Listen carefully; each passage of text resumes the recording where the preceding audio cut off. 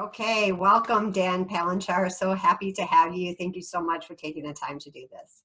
Thanks for having me. So we're going to begin with your name. You know, I love labels, right? So as if any of us fit inside a box with labels, but pretending that you do. So your name, tell us a little bit about your professional identity and kind of what you would consider your title. Got it. So my name is Daniel Palenchar. Professionally, I am a solutions architect, and I also own and operate a small beach volley club. I live in San Diego, so it's a pretty big deal.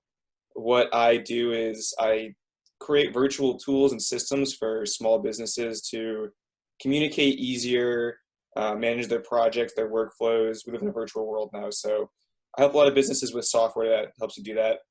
And then my beach volleyball club, kind of a small passion project that just developed kind of unplanned. I kind of fell into it, but I run mostly beginner level clinics for new beach volleyball players. It's a really fun activity and sport, but it's kind of a difficult sport to learn. So I help people overcome that initial hurdle. And that's a little bit about me. Sounds like a great thing to do when you live in Southern California. Although in today's day, can you play beach volleyball with social distancing rules? Is that a game you can stay away from each other enough? Theoretically, maybe. I mean, you can stand pretty far apart, I guess. You could have, you could do 1-versus-1, I guess, on, it's a 8-by-8 meter court, so that's plenty of distance. Yeah. We're all going to be touching the same ball, though, so maybe is that problematic? I don't know. I'm not a doctor. I can't say. I don't think even the doctors can say. The whether or not the germs can live on a volleyball, I think, is an unknown. So we'd have to put a big question mark there. Indeed. All right. And I would just say that from my experience working with you for the last several years, there's a reason that you are on our foundational team and the reason that you were one of the very first people we asked to come help us when we were building the Matrix card. So all of the things that you talked about before, being a solutions consultant, I can't speak to the beach volleyball at all, but I can speak a lot to what you do with businesses and how you help architect really, really intelligent and user-friendly solutions, and highly recommend your work if anybody watching this needs some sort of type of experience like that. And if they did, where would they find you? They can find me on my company's on LinkedIn, linkedin.com/company/School of Sheets. The name of the consulting firm is School of Sheets. I'm also personally on LinkedIn. That's probably the best place to reach out to me in a professional manner. Okay. And there's some examples of different systems and whatnot in my contact info, and you can get in touch with me and I'll let you know what I can do for you. All right, so School of Sheets, and I'm a huge Smartsheet fan. I think in this world where we're going more and more virtual, it's a great avenue to keep people connected. So, and you are absolutely a master at using Smartsheets in a way that serve people. You never cease to flatter me. Well, I only speak the truth, but I do speak it with great enthusiasm. So, Gotcha. all right, in one word, how would a good friend describe you? Honest, I'd say. Oh, good. I thought you were going to use that one word you use that I can never spell. It's perspicacious. It's too loaded. I can't. No. Honest. So tell me about honest. I speak my mind. Generally speaking, I mean, there's obviously, so when you're being honest, there's a kind of a line you can draw. You can be honest, but also be just mean or insulting and things like that. But you can be honest in a way where the purpose of your honesty is to be true with whoever it is you're speaking to. And a lot of times, so my birthday was recently, and one of my friends wrote me a note saying, I really appreciate that I can always come to you and you're going to tell me things straight. So even if you can, people can be dishonest, but for a so-called good reason. You're trying to maybe protect somebody or make them feel good, but I think it's kind of doing a disservice if you're going to basically lie to somebody to make them feel better. Personally, I want people to be honest and straightforward with me. If there's something I'm doing that could be better, I like constructive criticism, as you know. So if somebody's my friend, I'm gonna be truthful to them, even if it's difficult, because I think it's what's best for your relationship as two people and then you yourself personally. The truth is that you are like that, not just with your friends, but you are like that with everybody that you work with. I think you pick important things to speak to. You say your truth, you tell people what you really think. And that is actually a really efficient way to work on a team. And you are really one of everybody's favorite people to work with on a team, and a lot because of those reasons. You don't make a big deal out of things that don't matter. And with things that do matter, you do speak your mind with genuineness and a desire to be constructive. So I definitely would underscore the truth of the word honest to describe you, and second my experience in doing that. So thinking about who you are in the world, who you want to be, who you are when you're at your very best, what song would you pick as your theme song? Oh, what song is my theme song when I want to be my very best in the world? Okay, I think when I'm at my very best, I'm very active. I'm doing, my day's pretty full, and I'm outside and helping people out. So I guess the one that comes to my head is the Beatles, Get By with a Little Help from My Friends. That's my song. That one. Is it really? It is. Yes, that's so cool. Song. That is so my life theme song. I get by with a lot of help from my friends. Yes, I love that. Let's go with that. And I guess it does lend itself well to sunshine and being outside, although I usually, I'm kind of an inside girl. So I'll have to try that. That sounds nice. Yeah. All right. So as a solutions consultant and really a serial entrepreneur and an honest, forthright guy, what part of what you do every day lights you up the most? Either work or personal or combination? Yeah, so with the professional stuff, the solutions consulting, I very much like the combination of creativity, like raw creativity, as well as the problem solving. So, Smartsheet / virtual software, it's kind of an art and a science where, let's say you have a goal where you want to create a system for like something simple. You want to create a system so that you can visualize your sales data. There are many different ways you can do it. Some are better than others. And this is probably there's a level of objectivity and subjectivity to it. One way might be more efficient. That's just objectively better, unless you prefer to be inefficient. But then there are subjective elements, like maybe it's useful for some person to have 10 different charts, a bunch of data at them, and that just, they love all that data. Other people, they're going to look at it and it's going to be, wow, this is a distraction and I can't make any decisions now. So that's a simple example. I like the difficult examples where I start doing, somebody says, I want this thing, and I say I can do it, and deep down I'm like, well, I don't know if I can do this. This is crazy. And then I spend a few hours like hitting my brain against my computer and finally get a good result. And it's happened with some of your projects as well. It's like, I don't even know if this is like literally if it's possible to do. And then when it gets done, that's the coolest thing. Yeah. Well, and of course, I never see that, the head banging against your computer, because we work in a virtual world. And so I don't know that any of this is happening. All I see is the end result, which is delightful. So yeah, it definitely happens. That ability to understand both that things are an art and a science, and the recognition that human beings need different information in order to process. Our brains are all very different. And some of us want to I just want to see visual colors in one place that guides me, and I don't want to drop down to any of the data. That can all happen behind the scenes, right? Just alert me if I need something.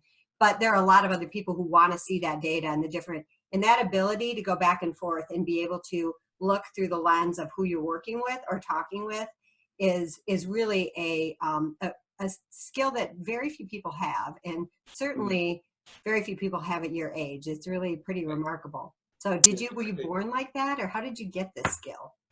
I have no idea how I got this skill. I don't even know if I could call it a skill per se. I just think it's a way of viewing your interaction. So when you're a service provider, it's very important to put your own ego aside.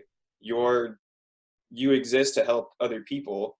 So I might think it's better to do something a certain way. I might want it a certain way, but if the person you're serving, if it doesn't work for them, you need to put your own ego aside and do what's best for them. And there's a level of responsibility where, in my case, somebody might ask for something a certain way, and I know it's just not good to do it the way. I'm going to say, look, we can do it this way if you really want to, but just so you know, there are going to be these problems if we do it this way, and I recommend doing it that way. But you can apply this to a much broader perspective where something like an argument with two people, I'm not an arguer really at all, because a lot of times I think there's no point. It's just going to be two people continuing to disagree and they're never going to get anywhere. Mm-hmm. And a lot of times I think it's because people just want to project their own opinions or their own ideas and not really see the other side of things. So that's one issue. But when I talk to friends or whatever, and we're having these conversations about how to resolve some problem, the common response I always have is like, what's your goal with this interaction? Like, what do you want to happen?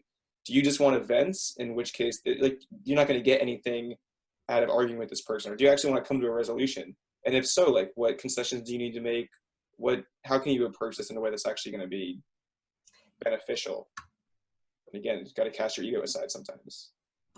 So I do a ton of reading about spiritual thing and professional development and personal development. And there are people who get doctorates in researching sort of how people interact at their best, who come to the conclusion that what you just said is really one of the very best ways, to understand what the other person needs out of it, and to understand that there's always going to be a compromise, and to listen, not through the lens of, I just need you to hear what I'm saying and agree with me or wrestle you into submission.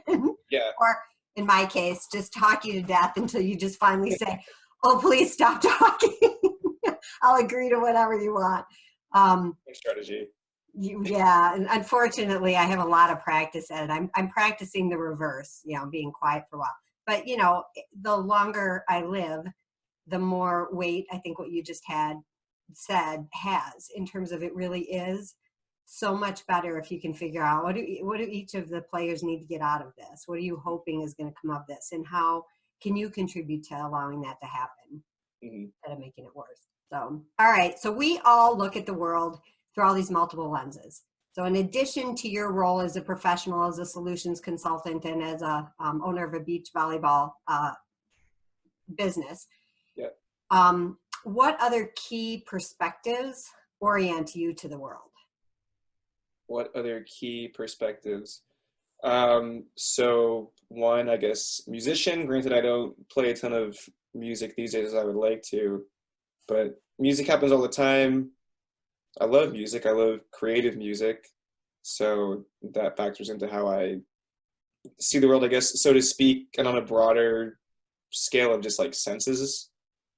I have this kind of, I guess, perspective that a lot of times people like to take the easy way out, and that applies not just to the obvious implication of like how much work you do, or like if you're in school, like how much you study, but think about music, for example. You look at popular music, if you actually analyze it, it's really similar in terms of the tempo, the sequence of notes that there's been studies that show you can predict to a reasonable degree of accuracy based on a song, based on what note is occurring, what the next note's going to be. So it's all really similar. It might sound different, but it's not that different. And I think that's kind of taking the easy way out, so to speak.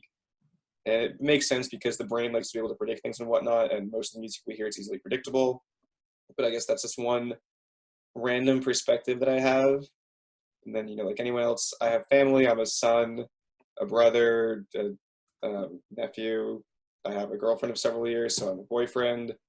I have some friends, so I'm a friend, I'm a normal person at the end of the day. Like probably most other people have many of these roles as well. I love the description of music, and I think you and Marek need to spend some time together, because he's always explaining to me why I'm taking the easy way out of music. I like songs that I can predict what's going to happen next. I love country music. I love disco. These are great examples of predictability. He loves jazz and really interesting, intricate music that has unexpected. He's also a musician, so maybe it has to do with whether you're on the receiving end or the producing end of it. I'm not sure, but and not that popular music is bad. People that know my music taste, they're like, "Oh, you just hate all popular music." Like, no, it's not categorically bad. I do probably dislike more of it than most people, but there's certainly good pop music out there. It's just there's a level of approachability. Like for most people, some real crazy jazz music, it's not going to be something you really understand because you haven't really experienced it from that type of perspective. But once you understand it a little bit, it becomes very cool because you can appreciate what people are doing. And it's like any endeavor, like pick your favorite hobby. There's probably intricacies. Like, I don't know, what's your favorite hobby, Deb? Working. What do you pick for fun? Well, I want to do country western dancing, but it turns out that you actually have to practice it. You can't just go to a class and then know how to do it. So, and since I get distracted with working, my practice time is very minimal. And of course, since Marek is not a huge country western fan, that would be the total understatement of the century. He's not all that excited about doing it. So when we do have time, I usually want to spend it with him. So I guess I would say country western dancing when I'm not working. So for any type of dance, like my dad's a really big dancer. Mm-hmm. I'm a dancer so much myself, whatever. So if I see somebody dance, say some technically challenging dance, I'm not going to appreciate it as much as somebody who does dance. Like, wow, that particular way they're moving their feet or the timing of the spin, whatever, like that's really great. And I'm just going to see people dancing. I'll be like, oh, that's nice that they're dancing. So same thing. I'm going to listen to some crazy jazz funk music and I'll be like, wow, this particular thing is really cool. And somebody will, on the other hand, will be like, it kind of just sounds like noise to me, which is fine. You got to get to the point where you can experience and appreciate everything. Yep, it's good that we're all different, and I will attest to your father's dancing skills. He's a wonderful dancer and a great leader, which is lovely. Who was your hero when you were little, and what inspired you about them? My hero when I was little, the first person I can think of is Paul Pierce. He was a basketball player for the Celtics. I'm from Massachusetts. Basketball was my real passion growing up. And he was the leader of the team. He was super talented. He's probably going to be a Hall of Famer. He's won a championship, multiple-time All-Star, things like that. So I'd go out onto the court with my ball and practice his moves and whatnot. And growing up, I was a really overweight kid, and I didn't have many friends, so I was pretty lonely sometimes. But basketball, you can go outside for hours, shoot hoops, and that'll occupy some time. So that was, I guess, one way I could, so to speak, escape and still do something positive and get some enjoyment. And yeah, Paul Pierce, just an amazing player. Really looked up to him as a child. Basketball. Yeah. Sounds like he had a pretty big influence on you. Yeah, now that you mentioned it, I guess he did. More than maybe I realized. Yeah. Now that you are an adult, what do you think makes someone heroic? What makes somebody heroic? Well, to be a hero, you need to accomplish something notable. And I guess the next question is obviously what makes an accomplishment notable.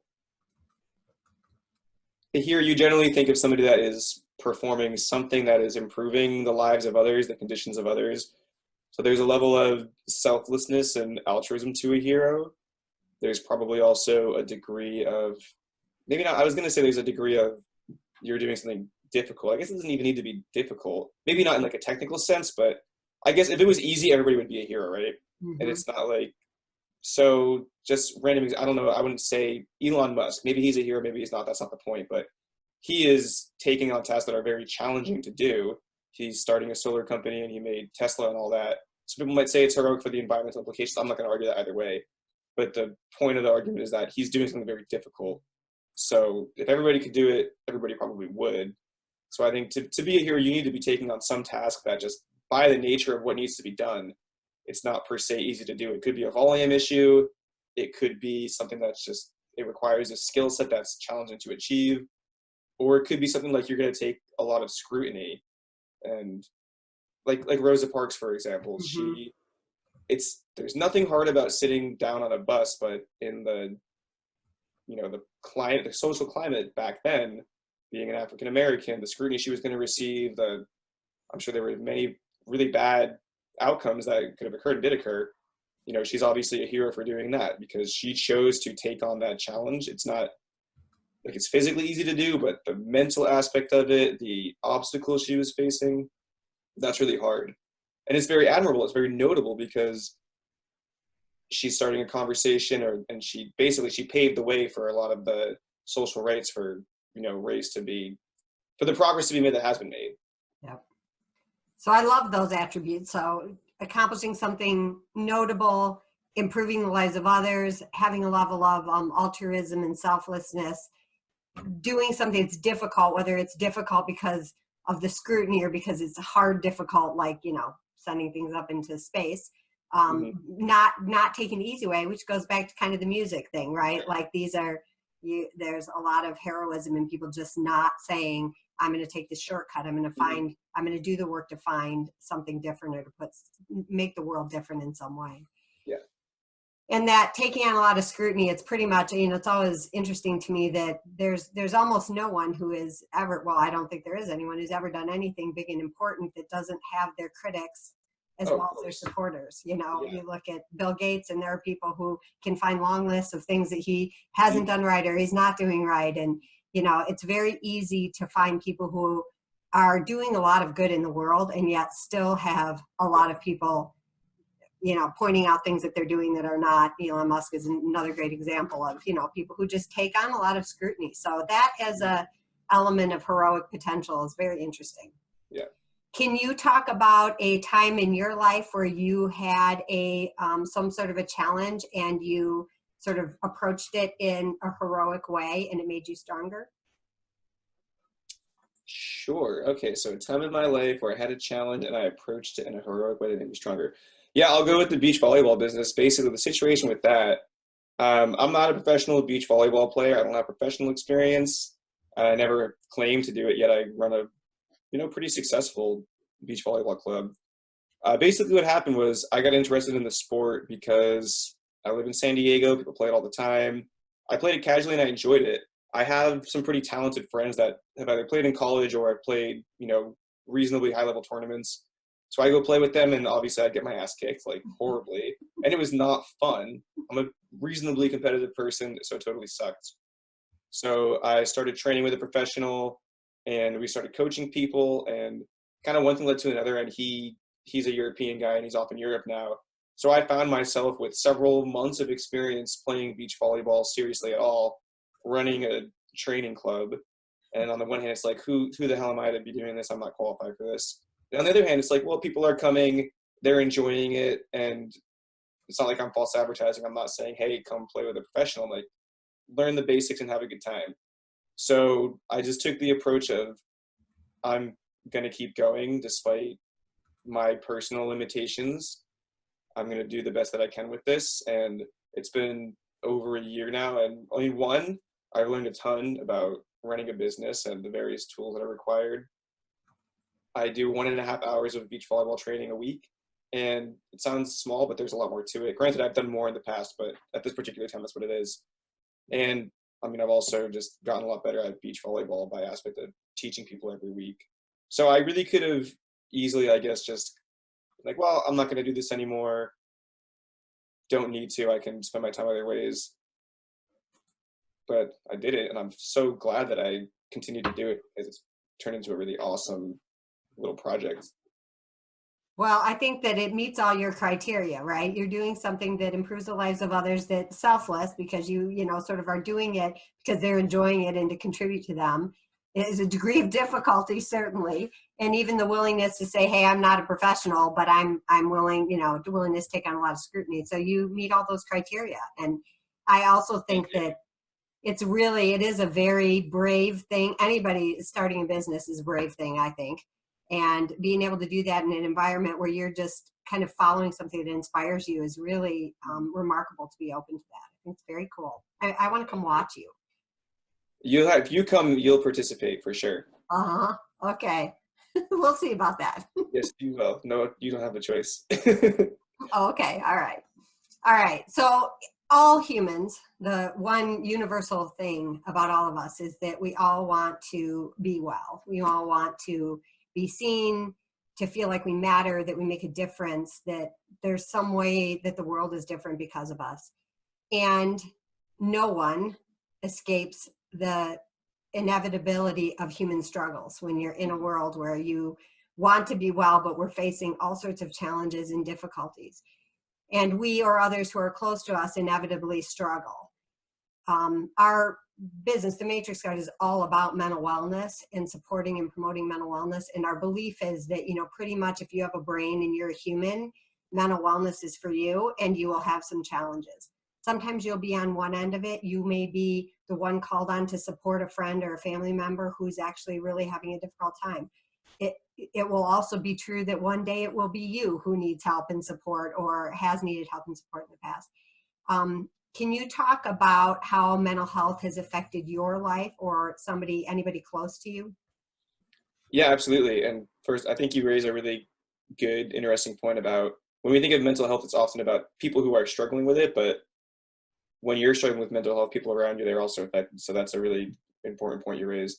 As far as my experience, so to speak, with mental health, yes, like anybody, I've had challenges. I think anybody who says that they've been happy 100% of their life is either lying to you right now or just generally speaking, they're probably having some problems at the time being. So I've definitely had my challenges. I've gone through periods of time where I've been pretty depressed.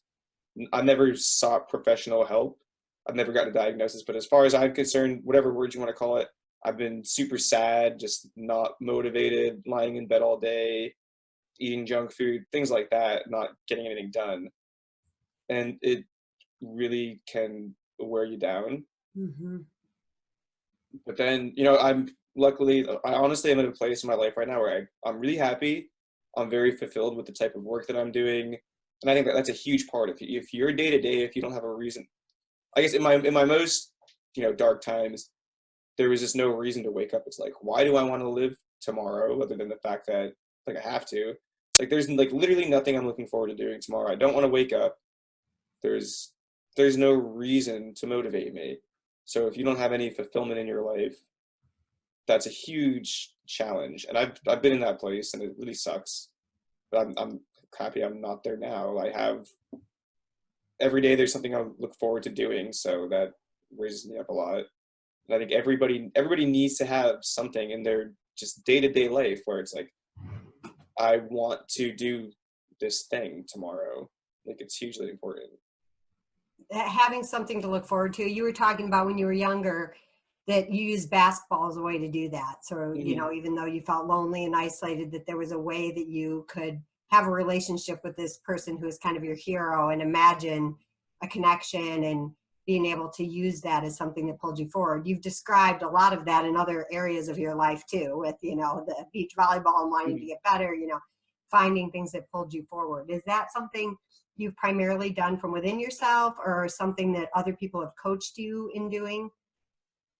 Probably a bit of both. I think it's really natural for people to want to do better and be better and accomplish goals. You want to see yourself improve, whether it's with a hobby, with your personal life, your career. I mean, and it's good to always be improving. For whatever reason, I would say as objectively as I can, granted it's myself, how objective can I be? I like to accomplish a lot. I'm not really easily satisfied with myself. And it's good and it's bad because there are probably times where I don't need to beat myself up quite so much for not doing whatever I think I should be doing. But on the other hand, it also pushes me forward. And in these times where I've been, say rather depressed, it's because my day to day was not filled with not necessarily achieving a goal, but actions that are moving forward to some type of accomplishment, something that made me feel like valuable as a person. Because not that there's nothing wrong if you are happy to kind of wake up and not do much in a particular day. Hmm. That works for you, fine. That doesn't work for me. So when that was my day to day life, I just felt like complete crap. I felt so worthless. Mm. So having some type of goal, whether as a kid, basketball, I got really damn good at shooting a basketball for 12 or whatever it was, and I felt really good about that. And that was something that I could go out and I could see the results, and I could always just get better, even though I didn't per se have like a lot of friends as a kid. Yeah. But just generally speaking, accomplishing, achieving, moving towards goals, it's a great way, at least for me, to be a happy person. And of course, I didn't know you when you were young. And it's hard sometimes when you describe this because with now you're so present and, but, we still, in all of us, have dark days. Of course. And there's really, I know nobody who doesn't just have those days where you just start wondering or questioning. But for the most part, you definitely are on this upward trajectory. And also, I think in that very sensitive and supportive of other people as well. And that's really, so as a segue into what we're doing with the Matrix Guard, that's really a huge part of what has inspired what we want to do is in community, we lift each other up. We are so much better when we are surrounded by other people who can help remind us when we forget that that we matter, that we're seen, that we make a difference. And this idea about how can we do this at a larger and larger scale and how can we use the reality of social media and the internet is that whether you like it or not, it's not going anywhere. And now with this coronavirus, it's going to change our world. It's going to change our lives, and it's going to change the lives of all the people in the future. And the virtual world right now is in so many ways saving us. What businesses are able to stay in business are switching to virtual platforms. They're finding different ways to connect with people. We're really being inspired to figure out, how do we change the rules? Telemedicine used to have loops and hoops, and before you could see the doctor, they weren't approved for billing because of this, that, and they just said none of that. Like, don't come into the doctor's office, right? Just we'll see you over Zoom or whatever they're using. And the receptivity to that is just incredible. And I'm so grateful that we live in a day where the virtual world exists. But whether you love the virtual world or wish it would never have existed, it is here to stay. And the Matrix Guard is really intent on leveraging that for good. There are lots of things that happen on the internet that are not great, but we want to create this epic fellowship. A big part of what we believe is that every single person has heroic potential. There is no one on this planet who is human who doesn't have it within them to do things that are good for themselves and for others. And we want to be able to ignite that in people and then combine together in a way to make mental wellness accessible, to create community and connection, and also to change this idea, the stigma of mental wellness, as if it only applies to some people. Oh, that person, has mental health issues. Yes, we all have mental health issues. I mean, you don't say, oh, that person has physical health issues. Well, of course we do. We all know that we need to keep our bodies healthy, and our brains and our minds are all the same. So what we're doing with the Matrix Guide, where we're finding where people are choosing to go, where they want to go, where they want to spend their time, the communities where they are engaged and they feel like they're getting what they want, instead of asking them to come out of the places they feel safe and known and seen and loved and appreciated and come into a different world to seek mental health. We want to be able to find them where they are, go to them where they are, connect with them, and really offer them support and connection, both as a community and one-on-one with coaching, therapy, whatever they need, in order to really help them feel like they want to get up the next day and the next day and the next day, and that they also have something to offer to help other people want to get up the next day and the next day and the next day. You know a lot about the Matrix Guard, so I don't expect you have a lot of questions, but is there anything I didn't mention that you think is important before I ask you a little bit about how you perceive what we're doing?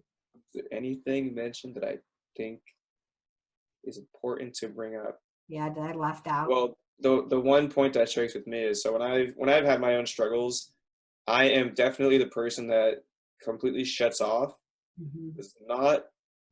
Will never go to help for anybody. And even when people reach out to me, I will push back. And, the kind of the subtle, like, hey, like, how's it going? Oh, it's fine. How are you? Like, it's not fine. Like, I'm doing terrible, but I'm not going to tell you that. So I think if you expect, maybe other people are different. Not everybody's like me. Some people, when they're having a problem, everyone's going to know about it. And so you're like that, sure. And that's probably maybe an easier person to identify as needing some help.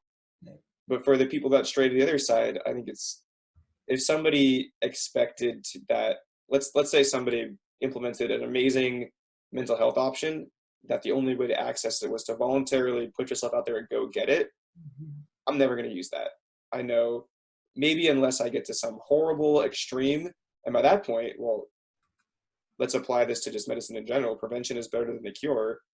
And the farther along you get in any disease, the worse it becomes. Stage 1 cancer, much better to find it than stage 4. Like, if I'm basically I'd have to get to like stage 4 to even consider doing something like that. I could be at stage 3, whatever metaphor you want to use, and I would never get that. So being able to actually reach out to people in a, say, non-confrontational type way that's supportive, and it brings the option to them, and it lowers the barrier, and kind of the self-necessary exposure. That's going to be important for a lot of people, I think. So that's such a good point, Dan, and it is so true. I mean, if I'm having a bad day, you and everyone in like 50 miles will know that I'm having a bad day. No one will wonder if I am having a bad day. I will. I know there have been times where I have not been convinced by your "I'm okay." So now I'm going to be more likely to even get on a plane and fly to your doorstep if I don't get the, if I'm not Now you know. Yeah. but I already, there's a difference, you can hear some of that. And I think that's one of the things we have on our team, on our founder team, this like how you do and scale. Because our founder, Dave Walters, when he was little, he couldn't say doing. So he would say how you do. So we have a how you do and scale. And our rule is the scale is 0 to 10. And at the beginning of every money, 10 is like, I've elevated into higher levels of consciousness, and, my life is whole and perfect and I'm floating. 0 is like, really, I'm not sure why I got up this morning. And one of the things we decided as a team is that when we do the 0 to 10 scale, where are you? If your number is under 5, the only thing we ask you is there anything we can do to help? And then you have the opportunity to say yes or no, or, I'll consider it and let you know, but you know that we're aware. If you're 5 to 10, you get to tell us what's inspiring you. And sometimes just in knowing that people are, so there's a lot of different ways that without obligating somebody to, really sort of talk about it more than they want, that we can check in on each other, and that we can really just be like, I see you. And I get that I can feel that you're under a 5. So if there's something I can do to help, I just want you to know. So there's many different ways, but that you would never call and tell me I'm a 3. I would, but in an interaction, there are ways that when we are connected, we can work with each other. Mm-hmm. For many, many years, for 20 years, I worked in community mental health, and I did emergency psych evaluations. I worked for a long time on a police response team for out of control, high risk adolescents. Out of control was the term of the day. I'm sure it's very politically incorrect. Yeah. And what you find is that in a moment, so this speaks to the importance of going to people instead of asking them to come to you. In that moment where they're struggling, if they're online and they're saying something that indicates that there's something going on with them, whether it's something small or big, in those moments, it is the opportunity to have a conversation that you could never have in the next moment, or you couldn't have had in the moment before, exists in a really interesting way. And we want to be able to connect with people more and more in those moments. And like you said, this whole idea that, people have gotten to the point where they feel like harming themselves or someone else is the best way to be in the world, to feel like they matter, to show up, to be seen, to know they make a difference. By the time, this is like stage 4 cancer, right? By the time somebody decides that that's the solution, we have missed so many opportunities to connect and touch with them. So the Matrix Guide really wants to use technology to help us find those people, and then humans to go make those connections and make the offer. And what I learned from years of working with these kids is that some of them will take you up on it. In that moment in time, they will take you up on it. Others of them, you will have planted a seed. And if you plant the seed the right way and just make it so that the conversation was so different than what they thought it was going to be, they come back to you. And it is really right. It grows into and it really is an incredible thing. And I think as humans, we can do so much better and so much more with this. So that's really what we want to do. And, you've talked a little bit about sort of the importance of being able to connect with people, to go to them where they choose to be instead of asking them to hoop jump to get to us. What other thoughts do you have about, you volunteered early to, unfunded, this is a vision, we're like all rising, we really believe this is important. We have a lot of remarkable people supporting us. And you were very early on in jumping on board with us and helping and really contributing your expertise. What made you do that? What about the Matrix Guard really just called you to be willing to spend your time that way? Sure. Well, one of the points that you made, I'll echo for sure, is that the need is, maybe not the need, the applicability is universal, in that everybody experiences mental health challenges. We live in a more and more virtual world every day. And of course, this coronavirus situation is really exemplifying that. And it's a novel, at least as far as I know, it's a pretty novel strategy. And it's in an area where it will be very useful, because the internet is a great place to hide, so to speak. it can be a lot of things. You can really, so to speak, expose yourself with video, vlogs, YouTube, whatever, Instagram, and you can really put yourself out there and expose yourself in a way that's like celebrating who you are, what you're doing. But you can also just go there and kind of hide from quote unquote the real world. Like I developed this term for myself called the phone world, because sometimes people live in the phone world and there's this whole real world around you. Mm-hmm. So you can go to hide there. So, and I think this is just complete conjecture. I don't have any data to back this up, but I think it's certainly not uncommon that people who are struggling with who they are as a person, with their general mental health and wellness, they're going to go somewhere to the internet where they can kind of have some level of distraction, so to speak, whatever the proper term is. But it's a place where you can go to hide. So, and there's also not maybe a great system in place to help these types of people that are there. Mm-hmm. And they're going to exist everywhere. Like social media is huge. How many probably billions of people are on social media every day. So it's highly applicable. It's highly needed. And there's a lot that can be done with it.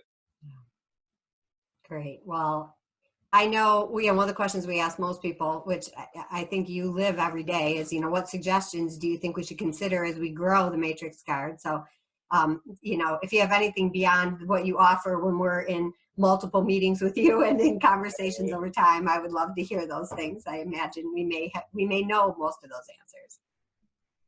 Yeah. So what do I think the Matrix Card should offer or do? Well, I mean, I think roll a product out, get the system in place, as just develop it, and that's kind of the goal, is to make a tool that can be used to help people. So I think the more that we continue to develop it and implement it, the better things will be. So I'm going to paraphrase that as get it out into the world as fast as possible. Yeah. All right. What 1 to 3 words, they could be independent words or you can string them together into a 3-word sentence, would you use to summarize the Matrix Card? 1, helping. 2, helping overcome barriers. Okay, great. It's pretty good for no preparation for this interview. We did this free form, so many other of the interviewees, we offer the questions and we let them see them. This really, we got Dan in real time, which was really just fantastic and great. And there are things I'm grateful for every day. And, a couple years ago, I walked into a jazz bar with my brother in New York City, and you were sitting there, and we had a conversation. I'm sure you thought, okay, this lady's slightly crazy, and I don't really know why she's talking to me, but of course not.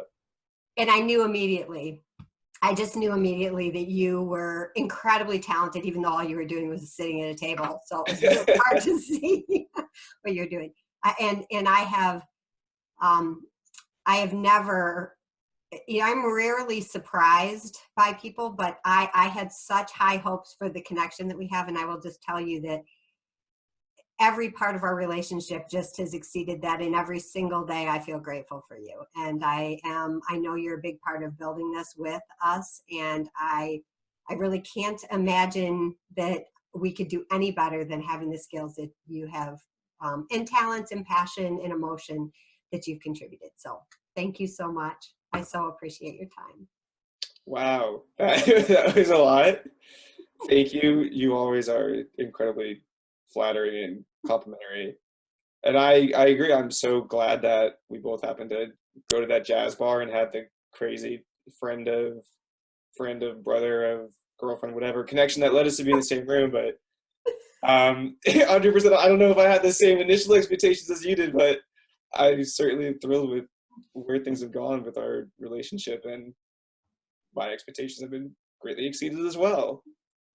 I'm so glad. I have more years of experience of, really just, I have very good radar. I am quite good. It's just a skill. I have a pretty good radar for good human beings and also for talent. And you have both all in one package. And it's just been, I didn't know how amazing you would be, but nobody knows. Yeah. I nobody knows because you're still so young. We have so much, I try not to look at your date of birth and my date of birth next to each other because it just really boggles my mind. Don't worry about that. All right, my dear. Well, thank you so very much. I appreciate it.